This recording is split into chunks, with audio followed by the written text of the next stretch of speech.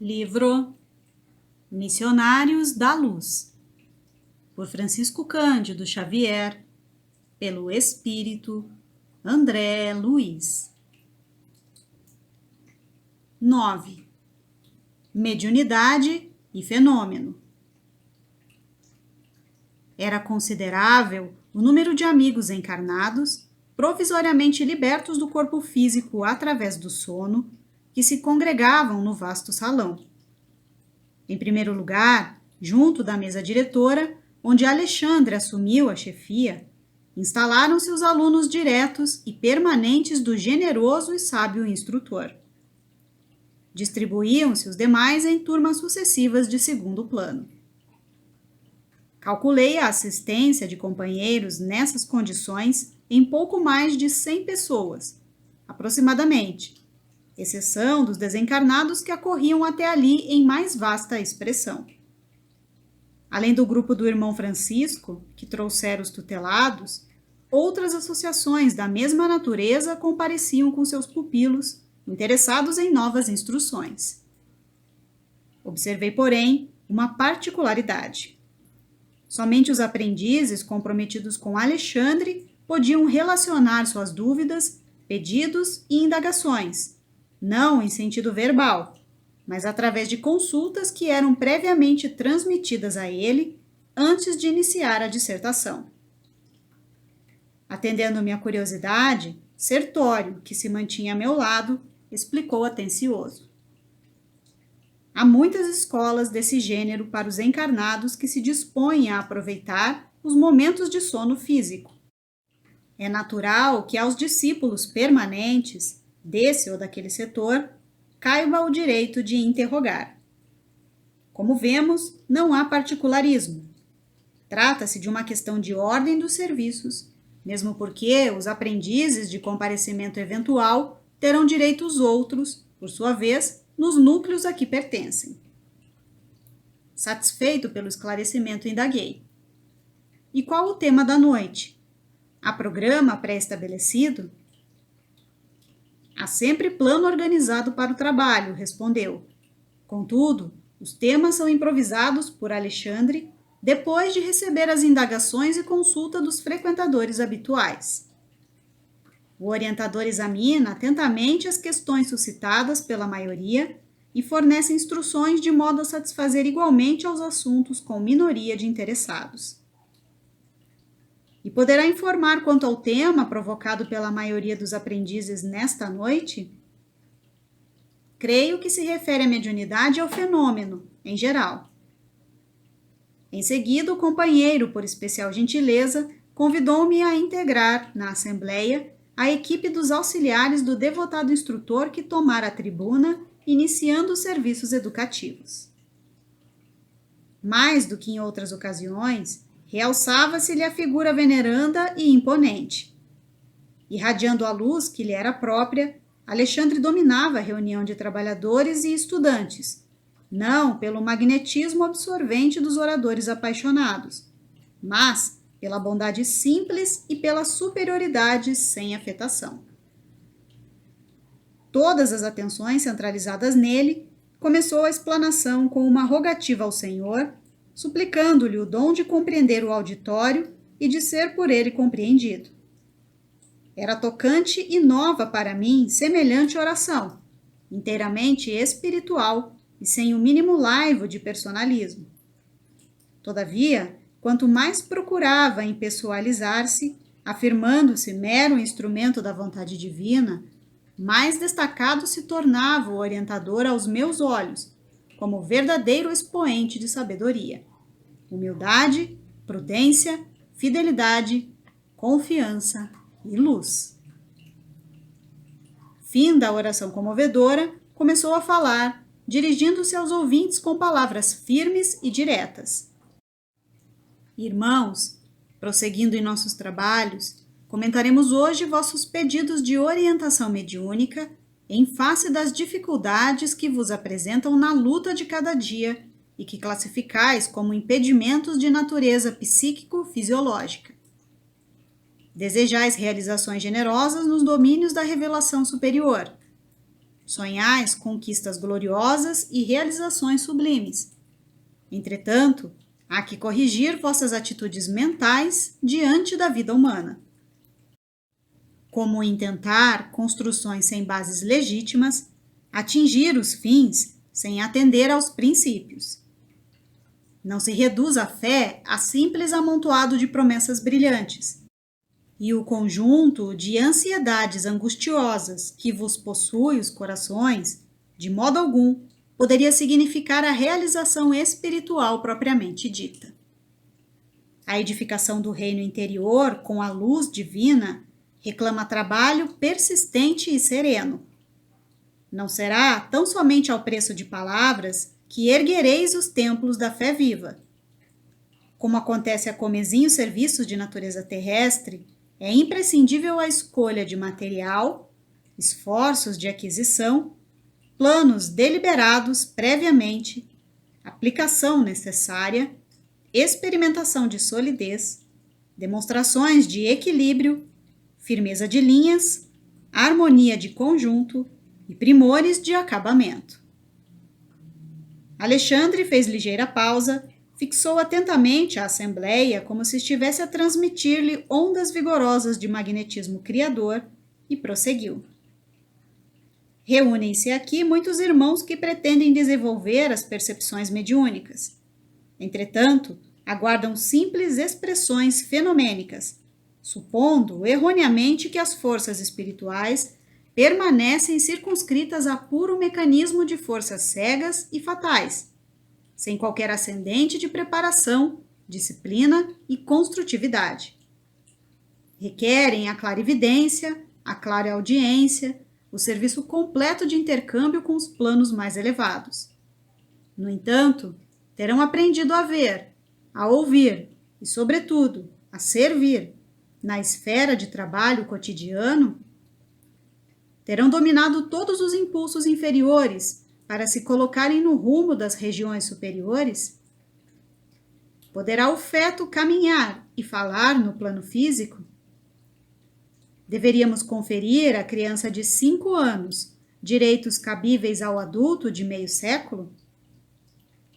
Se as leis humanas, ainda transitórias e imperfeitas, traçam linhas de controle aos incapazes, estariam as leis divinas, imutáveis e eternas, à mercê dos desordenados desejos da criatura? Ó, meus amigos, sem dúvida, há muitos gêneros e processos mediúnicos em função no mundo das formas em que viveis. Urge, porém, estimar o trabalho antes do repouso, aceitar o dever sem exigências, desenvolver as tarefas aparentemente pequeninas antes de vos inquietardes pelas grandes obras e colocar os desígnios do Senhor acima de todas as preocupações individuais. Urge fugir da apropriação indébita no comércio com as forças invisíveis, furtar-se ao encantamento temporário e à obsessão sutil e perversa. Coletivamente, não somos duas raças antagônicas ou dois grandes exércitos, rigorosamente separados através das linhas da vida e da morte. E sim, a grande e infinita comunidade dos vivos, tão somente diferenciados um dos outros pelos impositivos da vibração, mas quase sempre unidos para a mesma tarefa de redenção final. Não julgueis que a morte da forma santifique o ser que o habitou. Se o raio de sol não se contamina ao contato do pântano, também o doente rebelde é o mesmo enfermo se apenas troca de residência. O corpo físico representa apenas o vaso em uso durante algum tempo, e o vaso quebrado não significa a redenção ou elevação do seu temporário possuidor. Recorremos a semelhante imagem para dizer-vos que o habitante da esfera, atualmente invisível aos vossos olhos, é um irmão nem sempre superior a vós, nos círculos evolutivos. Desencarnação não expressa santificação. Os companheiros que vos antecederam no plano espiritual não permanecem reunidos em aprendizagem muito diferente. Os elétrons e fótons que vos constituem a vestimenta física integram igualmente os nossos veículos de manifestação, em outras características vibratórias. É necessário, portanto, atentardes para as vossas possibilidades interiores, para as maravilhas de vossa divindade potencial. Em vossos desejos insopitáveis de intercâmbio com o invisível, naturalmente anelais a aproximação da sociedade celeste. Esperais a revelação da verdade divina, a par de elementos insofismáveis de certeza tranquila. Entretanto, para isso, é indispensável organizar e desenvolver vossos valores celestes como criaturas celestiais que verdadeiramente sois. Todo um exército de trabalhadores do Cristo funciona em cada núcleo de vossas atividades relativas à espiritualização, convocando-vos ao sentimento iluminado, à virtude ativa, ao departamento superior da vida íntima. Todavia, é ainda muito forte a vossa tendência de materializar todas as expressões do espírito, esquecidos de espiritualizar a matéria. Solicitais a luz, quase sempre perseverando nas sombras. Reclamais felicidade, semeando sofrimentos. Pedis amor, incentivando a separação. Buscais a fé, duvidando até de vós mesmos. A possibilidade de comerciar emoções com as esferas invisíveis que vos rodeiam não representa de modo algum a realização espiritual imprescindível à edificação de cada um de nós. Porque o problema da glória mediúnica não consiste em ser instrumento de determinadas inteligências, mas em ser instrumento fiel da divindade. Para que a alma encarnada efetue semelhante conquista, é indispensável desenvolva os seus próprios princípios divinos. A bolota é o carvalho potencial. O punhado de sementes minúsculas é o trigal de amanhã. O germe insignificante será, em breves dias, a ave poderosa cortando amplidões. Alexandre estava cada vez mais empolgante e belo. Do alto, jorravam-lhe sobre a fronte fios irisados de brilhante luz. Mediunidade, prosseguiu ele, arrebatando-nos os corações. Constitui meio de comunicação. E o próprio Jesus nos afirma: eu sou a porta. Se alguém entrar por mim, será salvo e entrará. Sairá e achará pastagens. Porque audácia incompreensível imaginais a realização sublime, sem vos afeiçoardes ao Espírito de verdade, que é o próprio Senhor. Ouvi-me, irmãos meus. Se vos dispondes ao serviço divino, não há outro caminho senão ele, que detém a infinita luz da verdade e a fonte inesgotável da vida. Não existe outra porta para a mediunidade celeste, para o acesso ao equilíbrio divino que anelais no recôndito santuário do coração. Somente através dele, vivendo-lhe as sublimes lições, alcançareis a sagrada liberdade de entrar nos domínios da espiritualidade e deles sair, conquistando o pão eterno que vos saciará a fome para sempre. Sem o Cristo, a mediunidade é simples meio de comunicação, e nada mais. Mera possibilidade de informação, como tantas outras, da qual poderão assenhorear-se também os interessados em perturbações, multiplicando presas infelizes. Lembrai-vos, contudo, de que a lei divina jamais endossou o cativeiro e nunca sancionou a escravidão. Esquecestes a palavra divina que pronunciou: vós sois deuses?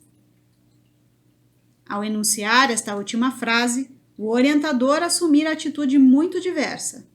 Pareceu-me que em pleno tórax acendera-se-lhe sublime luz, levemente anilada, luz que nos enviava a todos raios de inexprimível alegria. Seus cabelos semelhavam-se agora a fios de sol de safirina expressão.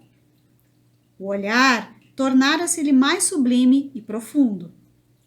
E muitos de nós, desencarnados e encarnados, choramos de agradecimento e júbilo, tocados de inexplicável emoção. Após ligeiro intervalo, continuou o amoroso e sábio instrutor. Ó, meus amigos, a persistência na condição de animalidade vos perturba.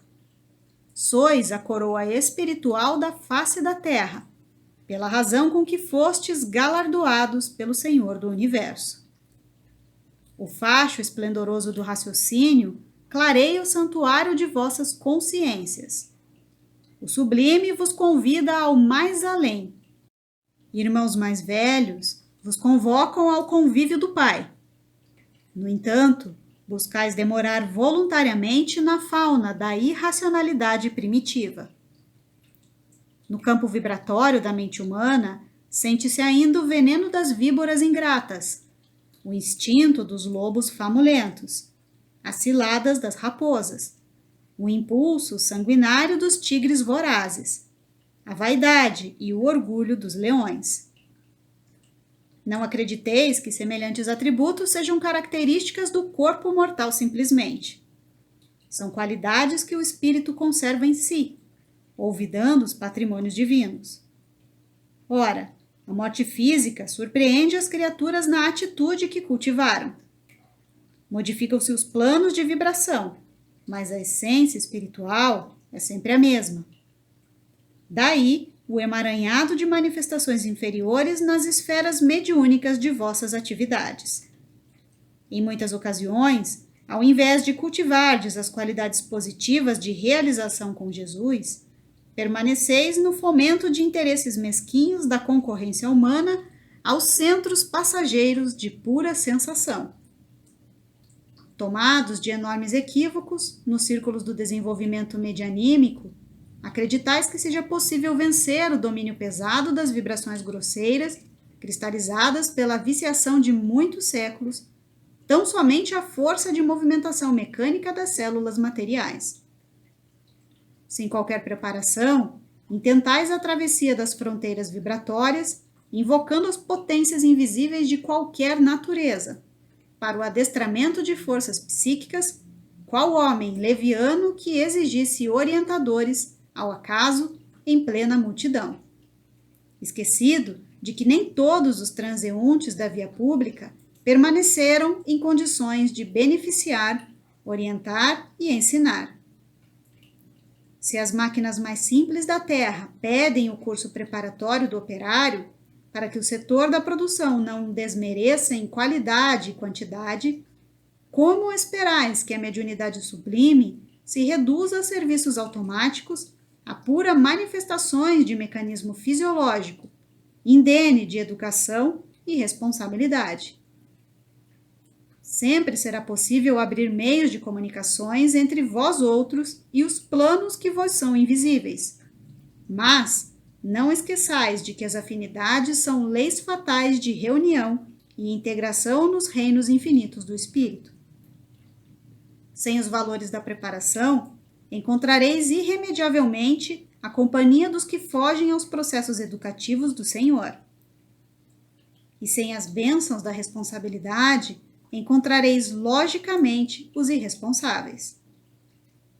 Objetareis que o fenômeno é indispensável no campo experimental das conquistas científicas, que o inabitual deve ser convocado a favorecer nossas convicções. Entretanto, somos dos primeiros a reconhecer que os vossos caminhos na crosta se desdobram entre fenômenos maravilhosos. Já resolvestes, acaso, o mistério da integração do hidrogênio e do oxigênio na gota de água? Explicastes todo o segredo da respiração dos vegetais? Por que disposições da natureza viceja a cicuta que mata ao lado do trigo que alimenta? O que dizeis da haste espinhosa da terra, oferecendo a flor como graciosa taça de perfume celeste? Solucionastes todos os problemas biológicos das formas físicas que povoam o planeta, nas diversas espécies? Qual é a vossa definição do raio de sol? Vistes alguma vez o eixo imaginário que sustenta o equilíbrio do mundo?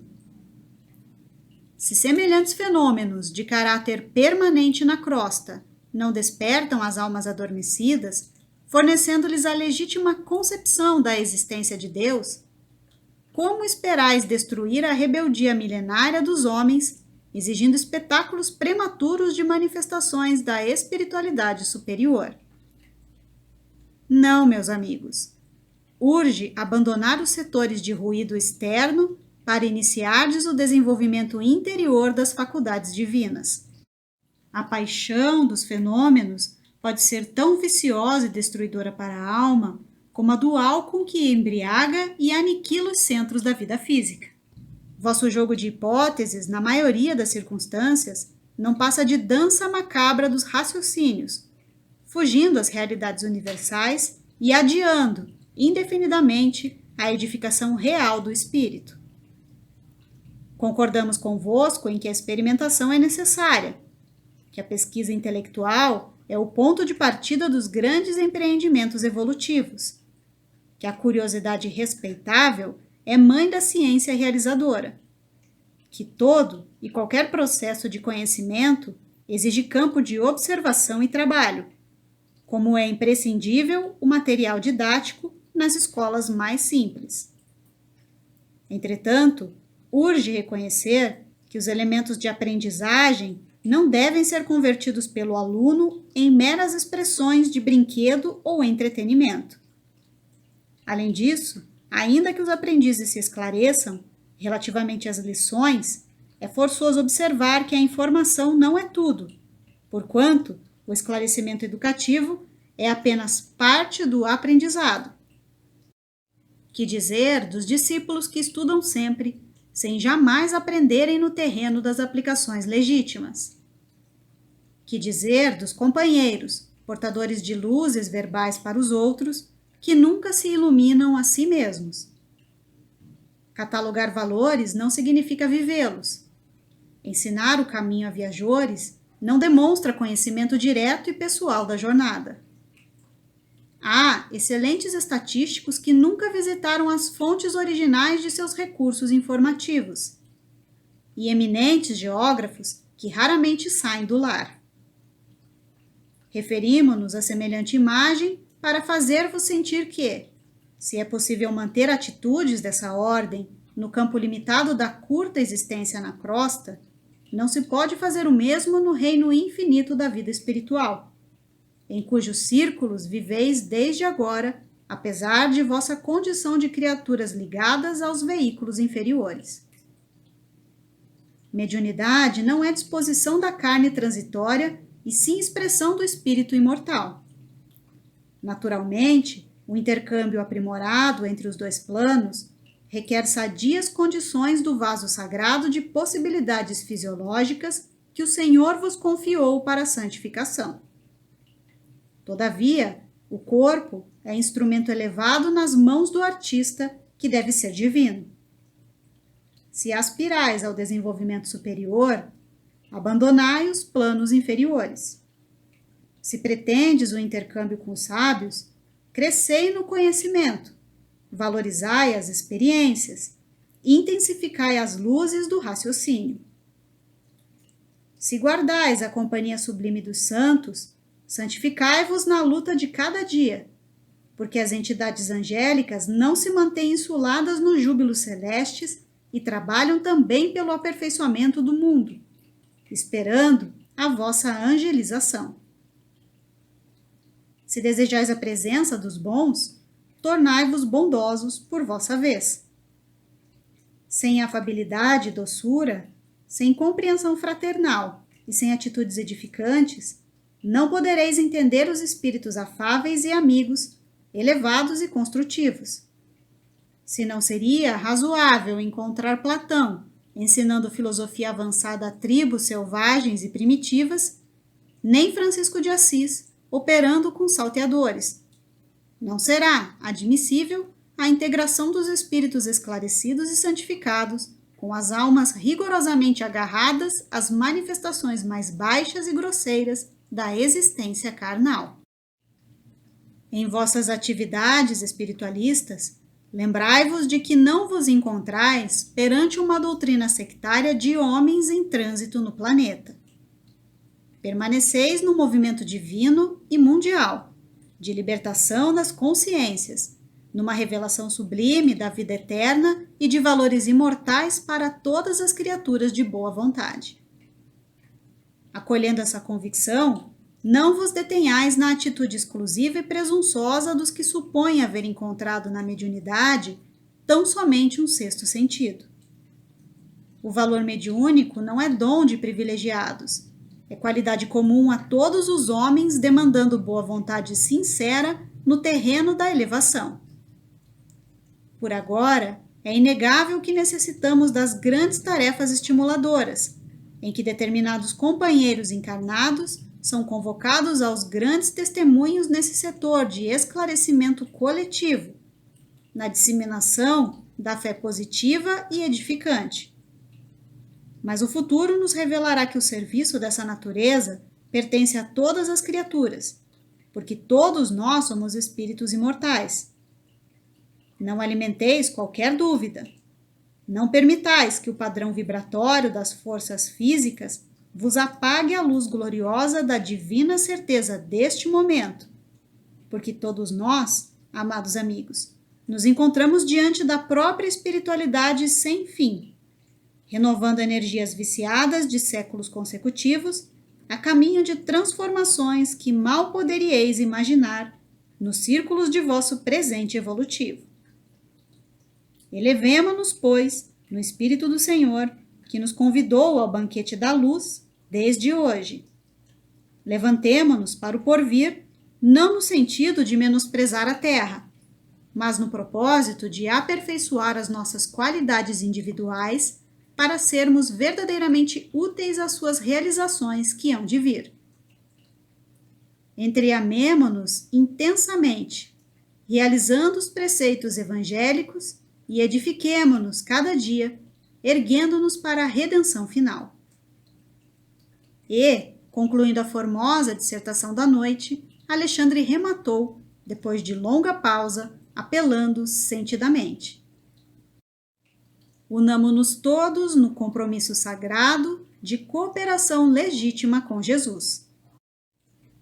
Se o braço humano modifica a estrutura geográfica do planeta, rasgando caminhos novos, construindo cidades magníficas e proporcionando fisionomia diferente ao curso das águas da Terra, intensifiquemos nosso esforço espiritual, renovando as disposições milenárias do pensamento animalizado do mundo, construindo estradas sólidas para a fraternidade legítima, concretizando as obras de elevação dos sentimentos e dos raciocínios das criaturas, e formando bases cristãs que santifiquem o curso das relações entre os homens. Não provoqueis o desenvolvimento prematuro de vossas faculdades psíquicas. Ver sem compreender ou ouvir sem discernir pode ocasionar desastres vultuosos ao coração. Buscai, acima de tudo, progredir na virtude e aprimorar sentimentos. Acentuai o próprio equilíbrio e o Senhor vos abrirá a porta dos novos conhecimentos. Se o desejo de transformar o próximo atormenta-vos a alma, lembrai-vos de que há 1000 modos de auxiliar sem impor, e que somente depois do fruto amadurecido, a provisão de sementes com que atender às necessidades de outros núcleos da semeadura. Desligai-vos do excessivo verbalismo sem obras. Não vos falo aqui tão somente das obras do bem, exteriorizadas no plano físico, mas, muito particularmente, das construções silenciosas da renúncia, do trabalho de cada dia no entendimento de Jesus Cristo, da paciência, da esperança, do perdão, que se efetuam portas adentro da alma, no grande país de nossas experiências interiores. Em todos os labores terrestres, transformai-vos na vontade de nosso Pai, e em vossos serviços de fé, não intenteis baixar até vós os espíritos superiores, mas aprendei a subir até eles, conscientes de que os caminhos de intercâmbio são os mesmos para todos, e mais vale elevar o coração para receber o infinito bem do que exigir o sacrifício dos benfeitores. Jamais quebreis o fio de luz que nos liga individualmente ao Espírito Divino. Não permitais que o egoísmo e a vaidade, os apetites inferiores e as tiranias do eu vos empanem a faculdade de refletir a divina luz. Recordai que em nossa capacidade de servir e em nossas posições de trabalho, estamos para Deus como as pedras preciosas da terra estão para o sol criador. Quanto mais nobre a pureza da pedra, mais possibilidades apresenta para refletir o brilho solar. Colocai as expressões fenomênicas de vossos trabalhos em segundo plano, lembrando sempre de que o espírito é tudo. Nesse instante, Alexandre silenciou, mantendo-se então em muda rogativa. Admirado, comovido, notei que o generoso instrutor se transfigurava ali aos nossos olhos. Pela primeira vez, depois de meu retorno ao novo plano, observava acontecimento tão singular. Suas vestes tornaram-se de neve radiosa, sua fronte emitia intensa luz, e de suas mãos estendidas evolavam-se raios brilhantes que, caindo sobre nós, pareciam infundir-nos estranho encantamento. Profunda emoção dominou-me o íntimo e quase todos nós, sem definir a causa daquelas divinas vibrações, chorávamos de alegria, contendo o peito opresso de júbilo inesperado. Depois de alguns momentos de êxtase sublime, vi que Sertório compreendera minha perplexidade. É verdade que, por várias vezes, eu presenciara a oração de entidades elevadas, oração que se fazia acompanhar sempre dos mais belos fenômenos de luz, mas nunca observara dantes semelhante transfiguração. Tocando-me o braço de leve, o companheiro acentuou. Todas as potências de natureza superior congregaram-se em torno de Alexandre, neste momento, transformando-o em intermediário de dádivas para nós. É por isso que ele irradia e resplandece com tamanha intensidade. Compreendi a beleza da cena e a sublimidade da lição. Decorridos alguns segundos, o grande orientador, retomando seu aspecto habitual, elevava uma prece de reconhecimento ao Senhor e encerrava alegremente a divina reunião.